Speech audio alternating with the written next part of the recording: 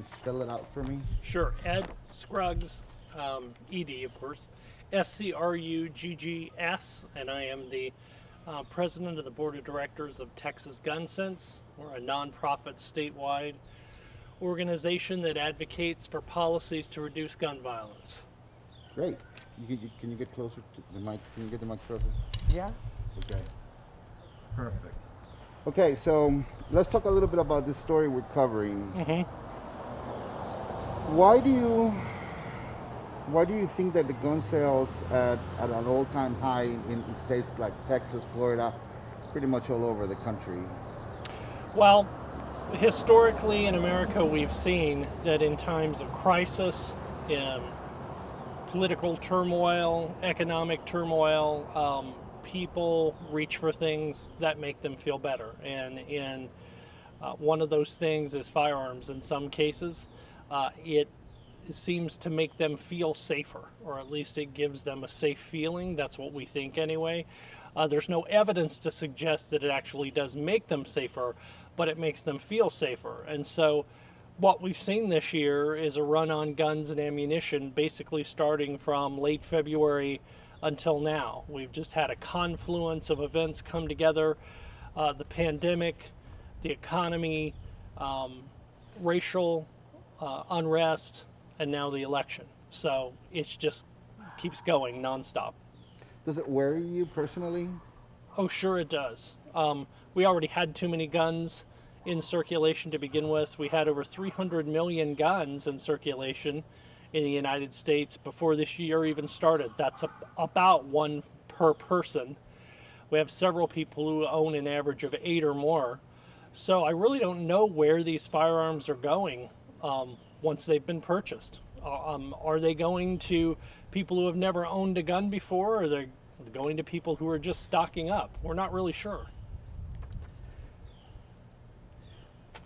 I have to ask. Do you believe people should be arming themselves? Well, I think it's an individual decision. And what we like to say is, well, you have the right to bear arms in the United States, but you should ask yourself first, why am I buying this gun before you buy it?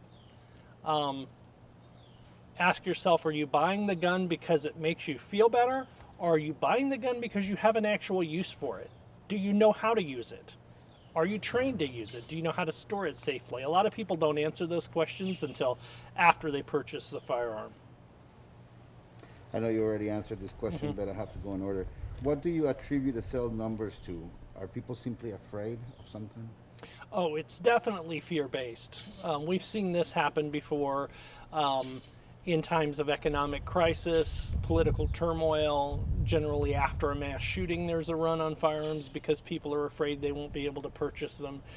But this year, 2020, we have many different things at work here that has made people very fearful all around. So it's really no surprise that we've seen the rise in gun sales this year. It's just surprising that it's lasted this long. Let me ask you this real quick. Specifically talking about Austin, the Austin Police Department has been defunded for $150 million. It's my understanding. Do you think that in the Austin city limits and surrounding Round Rock, Cedar Park, do you think people are arming themselves because they're afraid that this defunding the police is going to affect police reaction times, or they think, oh my God, if I call 911, they ain't going to get here fast enough? That could be. I mean, there's been a lot of propaganda spread around that whole issue. There's been a lot of contention on both sides. A lot of people would say the police weren't actually defunded, they just transferred the spending. But certainly that has been played up by a certain political persuasion into making some people afraid that the police are not going to be there for them. And so again, that's another reason why some people may be going out and buying firearms, but they were already buying guns for that reason anyway. You will hear some gun rights advocates say, well, the police can't get there in the 30 seconds while the person's trying to break in my house. So they already believe that the police can't help them. So some of that was already baked in, but it may be part of it. I think when people saw the unrest on television, it made some of them worry a little bit. Some of that, it's interesting. At the end of this year, we'll be able to go back and kind of see where these guns were purchased, and I guarantee you, most of them were not purchased in urban areas or areas where crime is high. They were probably purchased in the suburbs where crime is very low. Um,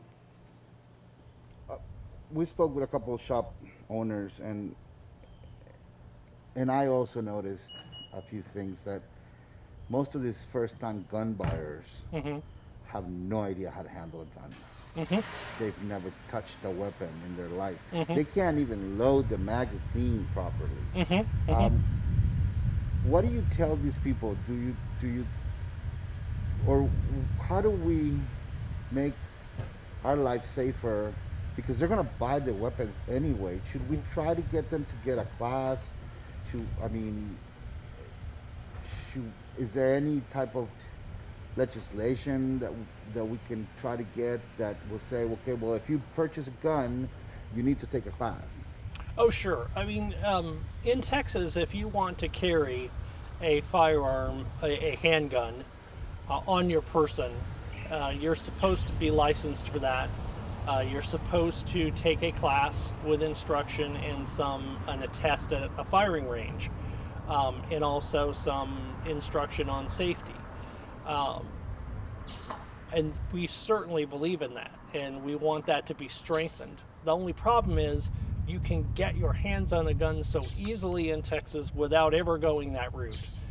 The private sales market is so available. You can buy guns over the internet on Craigslist, from friends that you know, and never have to take a class. And you can carry a firearm in your car under your seat without any license or instruction whatsoever, and a lot of people do, which leads to road rage and some other tragic incidents as well. But yeah, people need to be able to accept the responsibility of owning a firearm before they purchase one. They need to be committed to learning what they need to know on how to operate it and how to store it. They need to be committed to learning what they need to know on how to use the firearm, how to store it safely. It's not a toy. It's not just a symbol to make you feel better. These are weapons designed to kill people. So you better be prepared to use it if you have to use it, and you better know what you're doing. A lot of people don't take the time for that, and it's unfortunate because it leads to tragic unintended shootings in the home. Texas leads the nation in the number of children killed each year in the home because they find an unsecured firearm in a night table or under the bed or in a closet, and it's loaded and it goes off. I can't tell you how many times that I've investigated cases like that, and it's incredibly tragic.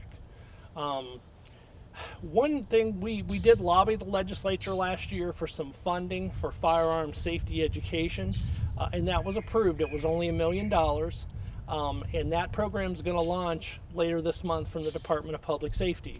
Yeah, it was a big win for us. It was still controversial and hard to get that passed. This next legislative session will be working to protect and expand the funding because there are so many firearms in Texas and so many untrained gun owners. There is definitely a need here. And while we don't think everyone should have a gun, and there may be too many guns out there in circulation, for God's sakes, if you own one, you should know what you're doing. Yeah, I know what you mean. My now 22-year-old son showed up one day right after he turned 18 with a 12-gauge shotgun. Oh boy. And I was like, where in the world did you get that? And he was like, Walmart. Yeah. I was like, what? Uh-huh. Yeah, that's how easy it is. Yeah, that is how easy it is. Covering the story, I've realized a few things. So I'm going to bear off a little bit of this. People are stockpiling ammunition.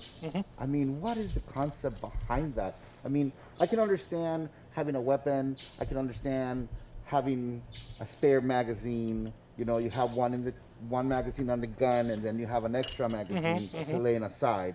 But But going out and purchasing 500 rounds of ammunition,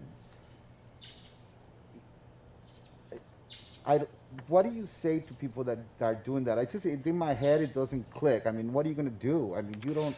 Yeah, we've noticed the run on ammunition too. That's continued all year. Right now, if you go to some of the big box stores, some of the sporting goods stores, the ammunition aisle looks like the bread aisle in the grocery store back in April. It's just wiped out, and it's been that way, and it continues. I don't know where the ammunition is coming from that people are purchasing because they're buying so much. I think it goes back to that feeling of being safe. You not only have the firearm, but you have enough ammunition possibly for any contingency, which at this point I don't know what that would be other than war possibly. So you wonder what some people are thinking.